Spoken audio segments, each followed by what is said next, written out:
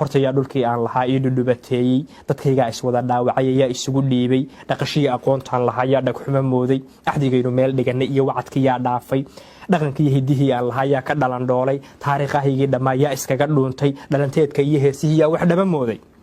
waa taa dhafuuradu guteen sidigtii dhaameele gobonimadii aan dhici lahaa dhayliyaa geliyey dhigta udubka haysiyo kumaa jabiyey dhuuxeenna arrimahan iswada dhaafsan iyo dhaqankan yaa beeray dhowr aniga oo qaday kumaa dharigii soo mooday dhelalaaba iyo meel cidla ayaa u raray dhaanka oo qaday kumaa dharigii soo mooday dhelalaaba iyo meel cidla ayaa u raray dhaanka dhibicdii la eegayay iyo sahankii yaa dhaafay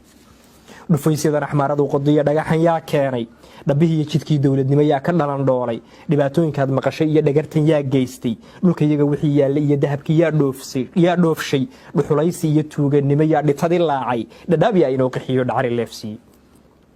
dhar salaalaq iyo raacinimo dharaba yaa qaatay dhada iyo waxaan loo hamoon yaa isugu dhaatay wixii waaye laga dhowrsan jiray xalana yaa dhoobay dhimirkii iyo xiskii aan lahaa yaa wax dhiman mooy